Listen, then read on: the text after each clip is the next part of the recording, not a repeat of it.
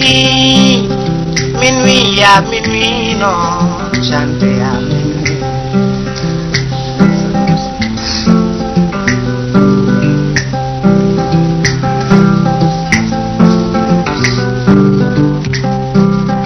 Minuit à minuit, chanter au minuit, minuit à minuit, chanter à minuit, minuit à minuit, chanter au minuit.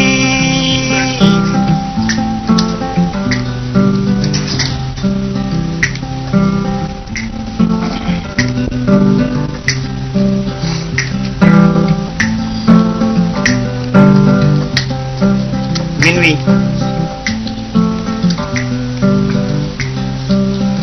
Pour le cœur sensible qui écoute et qui comprend, tout chante minuit. Minuit, c'est la chanson naïve et monotone de la berceuse qui endort son enfant. C'est le chant mélancolique de l'oiseau dans le feuillage. La plainte désespérée du féticheur aux abois sur la rigueur des dieux. Le tonnerre qui gronde dans le lointain. Minuit, c'est la complainte de l'amant qui, dans le calme de la nuit, implore les grâces de la belle.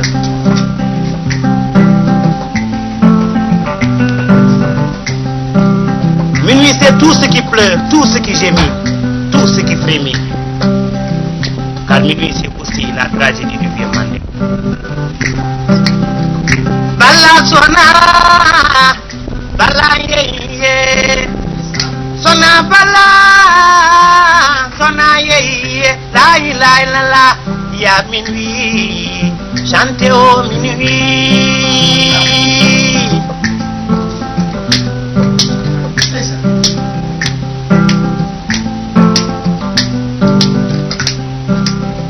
C'était en 1892, dans le cercle de Sigiri, au cœur du vieux Mandé.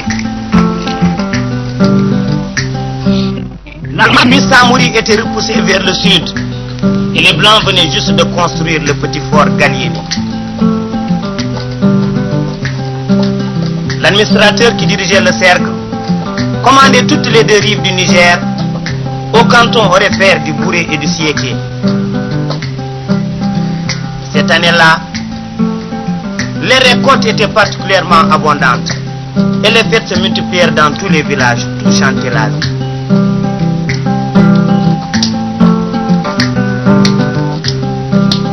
Takoyam diedam, wasanam koidam, takoyam diedoyam, fodanam pedelam, etomi alane nganda ko atimin. Etomi alane nganda ko firti minuit. Ah, chante au minuit.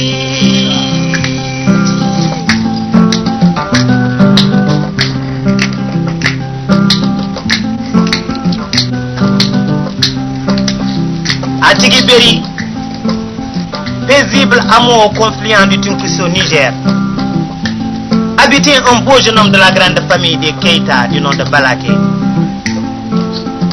Sa renommée était grande et nul n'ignorait son nom. Les jeunes filles surtout l'adoraient. À Dubaya, on lui avait dédié l'ère de la pluie, symbole de la prospérité paysanne.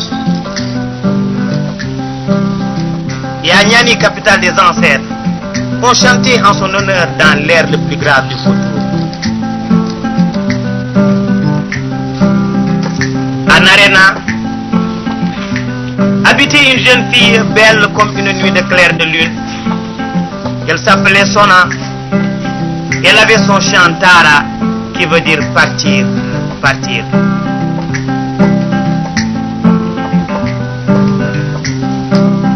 Na kenyera ma konka,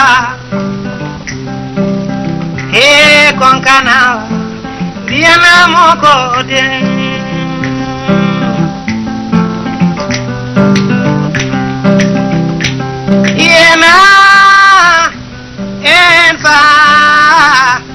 Ena neno maliana nuyede na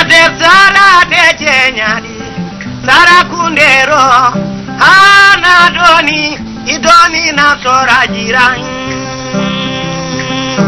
À minuit, chanter à minuit.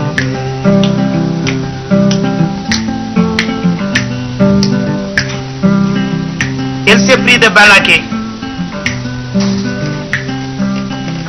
Ils s'aimèrent tendrement et finirent par se fiancer. Mais les charmes de la douce Sona touchèrent selon certains le cœur de l'interprète noir du fort, mais selon d'autres celui du grand chef, le blanc lui-même. Ce point n'a jamais pu être éclairci et les versions en sont toujours nombreuses. Toujours est-il que Balaké, du fait qu'il est aimé de Sona, il fut mis à l'index par les habitants du fort. Un complot fut ourdi aussitôt contre lui. Malheureusement, un soir, alors qu'il présidait une fête organisée en son honneur dans le carré des camarades, un sous-officier blanc fut assassiné à proximité de sa case.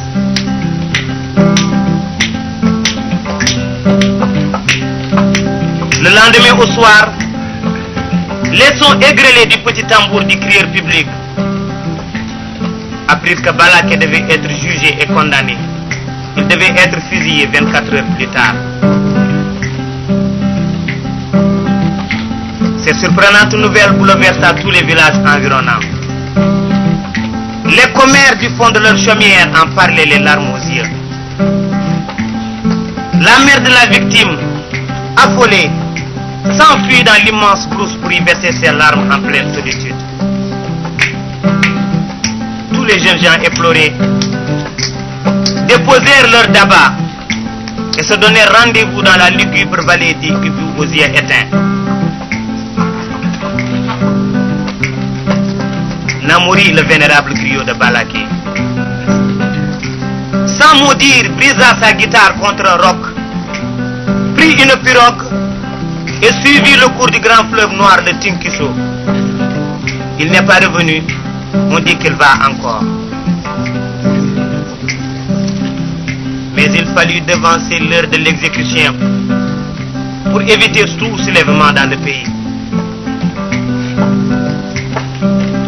Et le 30 septembre 1892 à minuit dans la vaste plaine qui s'étend au loin de Sigiri, une petite salve retentit. Balaké tomba froid face à son village. Ah, Bala.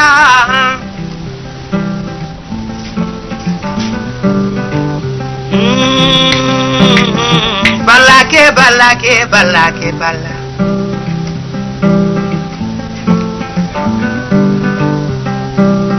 Nenam telila bi kalame dawurde mamen maide kono non kolonial ko yadi bone ye Balaké.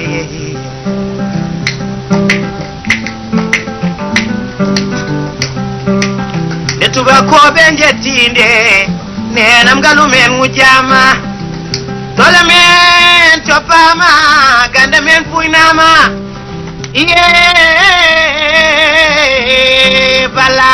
Amin mi chanté au minuit.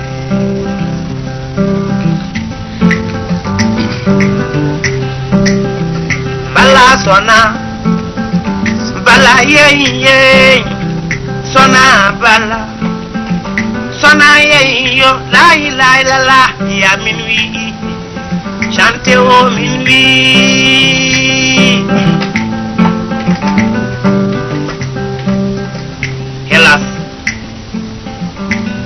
Belle Sona, elle qui jusqu'alors ne connut que le bonheur. Le soir du 3e jour, elle quitta brusquement le village et s'enfuit dans la forêt. L'haleine tiède du crépuscule desséchait sa gorge, fendillait ses lèvres, brûlait ses tempes. Elle fuyait les hommes, fuyait les animaux sauvages. Elle fuyait toujours. L'ombre peu à peu l'enveloppait. Elle fuyait encore, elle fuyait toujours. Elle entend entendit la voix d'un berger, dernier espoir. Il fuyait encore, il fuyait toujours. Arrivé au sein de la forêt, il s'agenouilla dans l'herbe humide de rosée, sanglota longuement et d'un geste suprême absorba le poison qui devait l'emporter. Chant de son âme.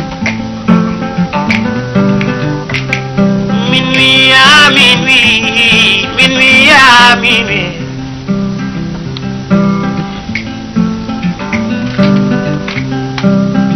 Adunia ko pelel jeri, dunia ko mere mere.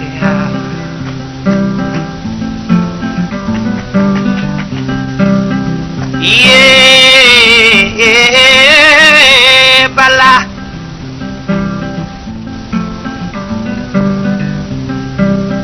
Bala ke bala, bala mi wasuri mama. Ma inde manani ade jamano je bala ke bala.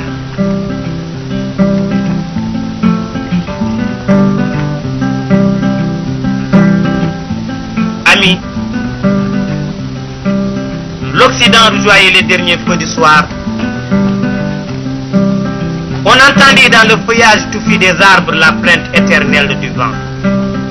Et la sylve endeuillée faisait tomber des larmes des gouttelettes de rosée. Ami, fais geindre les cordes de ta guitare pour que revive en nous le touchant souvenir de Balaki et de sa belle sonate. Et qu'au royaume des ombres, qu'ils sentent notre compassion. Ils reposent toujours dans la vaste plaine herbeuse qui jusqu'alors porte leur nom. Balaki, Bala.